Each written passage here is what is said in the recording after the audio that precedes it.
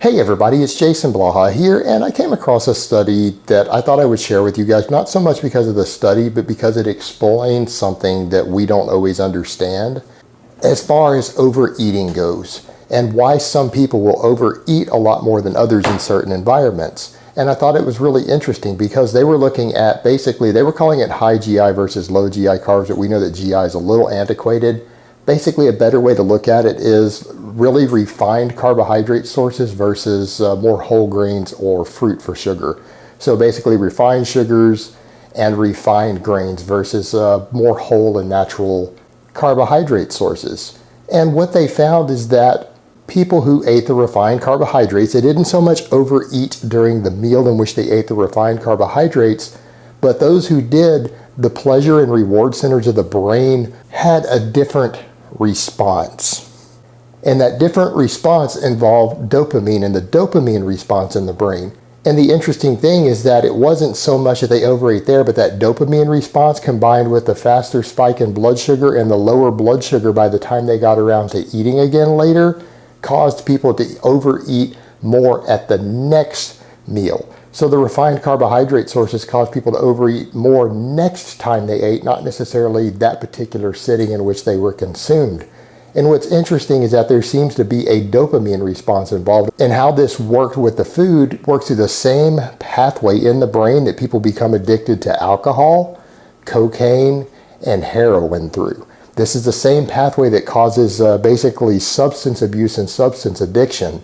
And so what's interesting there, I would say to people, and this is something we probably need to study a lot more, but I'm going to extrapolate a little bit here and point out that these things seem to be genetic in nature, meaning people become alcoholics and drug addicts easier in certain families than others. And so what might be interesting to note there is that if alcoholism or substance abuse exists in your family, you probably have a genetic response to dopamine that's slightly different than other people who don't have that in their family. And accordingly, because the same response causes people to overeat who are consuming refined carbohydrates, I would suggest that there's a higher possibility for people with addiction in their family and a genetic predisposition towards it, that consuming refined carbohydrate sources is going to cause you to overeat more calories than other people. They seem to cause everyone to overeat more at the next meal, but because of the dopamine response involved, people who are genetically predisposed to that are probably going to get fat easier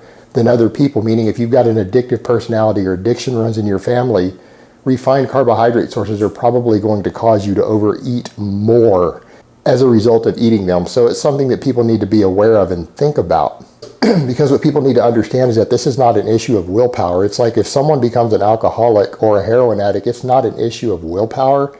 It's an issue of brain chemistry going on and dopamine and the pleasure and reward centers of the brain.